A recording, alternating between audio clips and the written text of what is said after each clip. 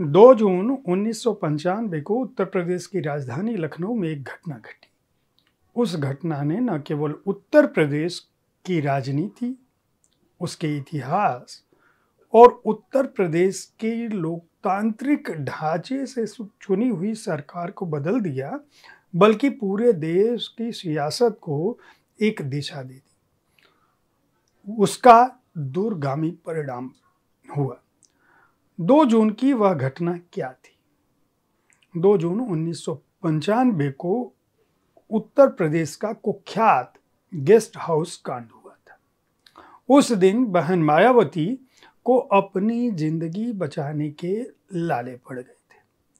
Police की तमाम कोशिशों से वो किस तरह से सुरक्षित रह पाई, संरक्षित रह पाई, उसमें भारतीय जनता पार्टी की क्या भूमिका थी, दरअसल उस दिन वाकई क्या हुआ था, उसका और उसी तरह से उत्तर प्रदेश में पिछले 3 दशकों में क्या कुछ घटित हुआ है और पुलिस बल के एक उम्दा अधिकारी के रूप में ओपी सिंह ने क्या कुछ देखा है, आज उसी की चर्चा करूंगा।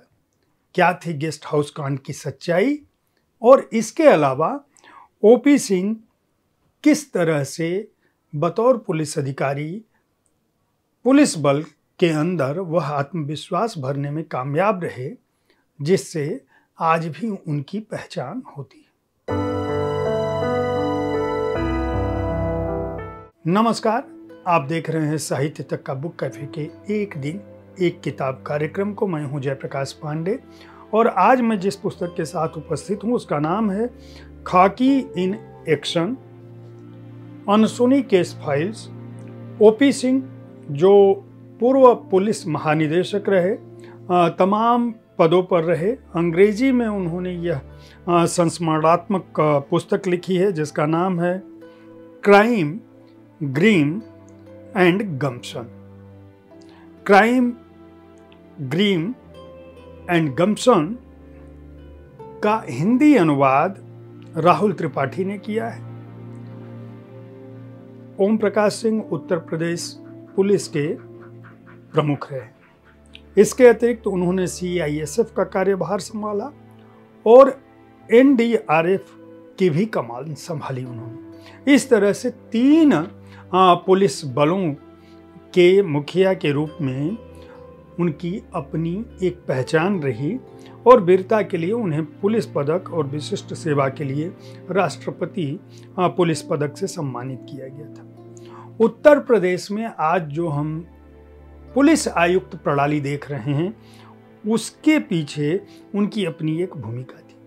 2019 में जब प्रयागराज का कुंभ मेला हुआ तो उन्होंने जो वहाँ व्यवस्था की, उसके लिए वो प्रधानमंत्री और मुख्यमंत्री द्वारा भी सराहना हासिल की। दरअसल ओम प्रकाश सिंह के जीवन की शुरुआत कैसे हुई, ओपी सिंह कहाँ पले बढ़े, पुलिस बल में आने के बाद उन्होंने क्या कुछ किया, इस पुस्तक की शुरुआत बहुत अलग ढंग से वो करते हैं।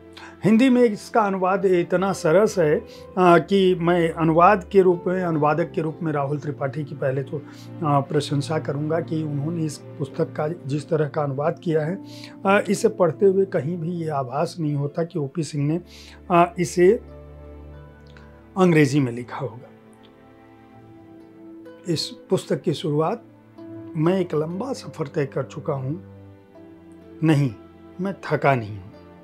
वे हाथ जो बंदूक चलाते थे और जिस शरीर के ढांचे ने कई वर्दियां धारण की, उन्होंने विराम ले लिया है, एक सामान्य विराम। यहां से इस वाक्य के साथ शुरू होती है और उन्होंने अपने पिताजी का उल्लेख किया है कि उन्होंने कहा है कि बीते समय को कभी पीछे मुड़कर मत देखना। यह बात ओपी सिंह ने केवल 9 साल की उम्र में सुनी थी। अपना काम करो, मन लगाकर करो और फिर आगे बढ़ो। उसके बाद उन्होंने जो सार्वजनिक जीवन जिया, किस तरह से उनके बचपन में ही जब वो कुछ बड़े हुए, पिताजी का जब साथ छूटा, चाचा ने किस तरह से उनको संभाला या उनकी पैतृक जो स्थितियां थी वह किस तरह की थी, इन सब का वो उल्लेख करते हैं। पुस्तक की शुरुआत वो कहते हैं उस दिन से, शहीद दिवस के दिन 30 जनवरी 2020 को जब उन्हें अगले दिन रिटायर होना था, उस दिन 37 वर्षों की जो उनकी सेवा थी वो पूरी हो रही थी, और वह किस तरह से अपने गांव को, जो गया जिले में स्थित था, वहाँ उस गांव को, मीरा बिगहा गांव का नाम है उनके बिहार के गया जिले में, उसको याद करते हैं। वहाँ किस तरह से उनका बचपन बीता, किस तरह का घर था, किस तरह का ग्रामीण परिवेश था, किस तरह से माँ ने परवरिश दी, किस तरह से पिताजी के न होने के बाद के दौर में इनको क्या कुछ झेलना पड़ा। जब चोरी हुई बचपन में तो किस तरह से पुलिस वालों ने इनको, इनके मन में इनको जो पुलिसिया भाव होता है कि दातून करने वाले पुलिस वालों ने उस तरह से ध्यान नहीं दिया बाद में पिताजी के सम्मान करने में, क्योंकि वो उस ज़माने में बैरिस्टर हुआ करते थे।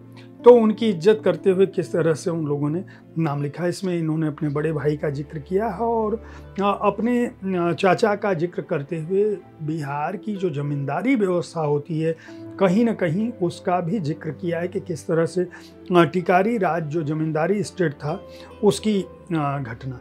और ये बार बार ओपी सिंह की इस संस्मरण की एक खासियत है कि वो बार बार अतीत में जाते हैं और वर्तमान में लौटते हैं, और अतीत वर्तमान के दौरान उनकी पुलिस सेवा की जो शुरुआत है उसके भी बहुत सारे संस्मरण हैं। मैं एक बात बताऊं कि ओपी सिंह से मेरी भी मुलाकात हुई है, और यह उस ज़माने की बात है जब मैं पत्रकारिता की शुरुआत कर रहा था।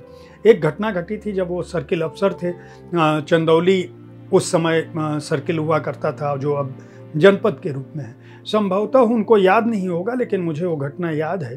तो एक पुलिस अधिकारी के रूप में उनकी जो पूरी कार्य प्रणाली है, किस तरह से वो अलग अलग जगहों पे ट्रेनिंग के दौरान, ट्रेनिंग के बाद प्रोबेशन पर, प्रोबेशन के बाद एसपीसीटी के रूप में, एसएसपी के रूप में रहे, और किस तरह से उनकी तराई की पोस्टिंग हुई, और उसके बाद कैसे उन्हें उत्तर प्रदेश की राजधानी लखनऊ का एसएसपी बनाया गया, और कैसे बसपा के दबाव में 37 दिनों के अंदर उनको एक बार फिर उनका स्थानांतरण कर दिया गया, और दोबारा जब उन्हें वापस कहा गया कि आप लखनऊ का कार्यभार संभालिए, तो किस तरह से वे अनिच्छुक से थे, क्योंकि किसी भी व्यक्ति के जीवन में इस तरह की जो घटनाएं होती हैं वह कोई भी ऐसा अधिकारी जो कर्तव्य निष्ठा के साथ ईमानदारी से काम कर रहा है वो पसंद नहीं करता। लेकिन बसपा की जो नाराज़गी थी वह अचानक, इनका कहना है कि इनको पता भी नहीं था कि कांशीराम और मायावती से कभी मुलाकात नहीं हुई थी, लेकिन बुलंद हस्तिनापुर की एक घटना और बुलंदशहर की एक घटना के चलते, जिसके चलते हस्तिनापुर उपचुनाव बसपा को हारना पड़ा था, और उसकी गाज इनके ऊपर गिरी थी, और किस तरह से मुलायम सिंह यादव जैसा व्यक्ति बेबस हुआ था। इस संस्मरण के बहाने उत्तर प्रदेश के राजनेताओं का किस तरह से पुलिस को लेकर उनके क्या विचार थे, किस तरह से पुलिस पर दबाव बनाने की प्रक्रिया रही, और किस तरह से जाति आधारित सियासत के चलते उत्तर प्रदेश के पुलिस बल को बार बार न केवल एक तरह से हतोत्साहित करने का काम किया गया, बल्कि लगातार उनकी हिम्मत को भी एक तरह से पस्त किया गया। उसका भी एक उल्लेख मिलता है। हालांकि ओपी सिंह ने अपनी किताब में यह टिप्पणी नहीं की है, यह मेरी अपनी टिप्पणी है। जब आप इस संस्मरण को पढ़ेंगे तो उस दौरान क्या कुछ चल रहा था यह सब कुछ इस पुस्तक में हासिल होता है। उसके बाद जब वो जिस तरह से बड़े पदों पर जाते हैं और एनडीआरएफ के महानिदेशक के रूप में उनकी जो भूमिका है, सीआईएसएफ के महानिदेशक के रूप में जो उनकी भूमिका है, और किस तरह से उत्तर प्रदेश में पुलिस कमिश्नर के रूप में, उत्तर प्रदेश पुलिस प्रमुख के रूप में उन्होंने पुलिस आयुक्तों की भूमिका, जिसमें आज नोएडा भी है, आज लखनऊ भी है, और दूसरे शहर जो है किस तरह से अपराध के क्षेत्र में उसको आपराधिक घटनाओं को हल करने के लिए और पुलिस बल को बेहतर नागरिक उन्मुख करने की दिशा में आगे बढ़े हैं, वह सब कुछ इसमें शामिल है। इस किताब की जो किस्सा गोई है, जो संस्मरण की ईमानदारी है, वह इस पुस्तक को बेहद महत्वपूर्ण बनाती है। एक और बात मैं बताऊंगा कि जो भी पुलिस के अधिकारी हैं, अगर कोई व्यक्ति चाहे तो यह संस्मरण यह बताता है कि कोई पुलिस बल का अधिकारी अगर चाहे तो बहुत कुछ बदल सकता है।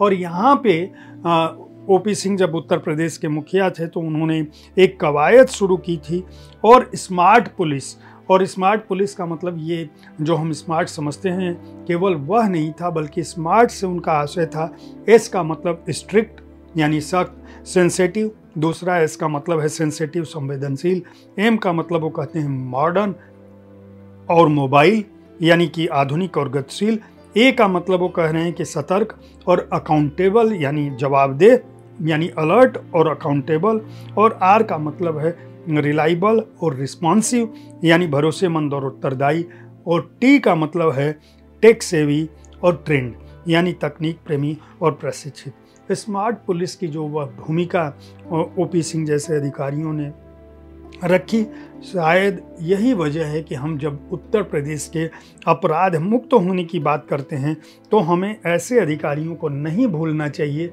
जिन्होंने अपने श्रम से, अपनी कार्य क्षमताओं के आगे बढ़कर, अपनी प्रतिबद्धता के चलते, अपने सेवा भाव के चलते न केवल अपने आप को उस स्थिति में पहुंचाया, बल्कि एक बड़े पुलिस बल को वह दिशा दी जो दूसरों के लिए प्रेरणा स्रोत हो सकता है।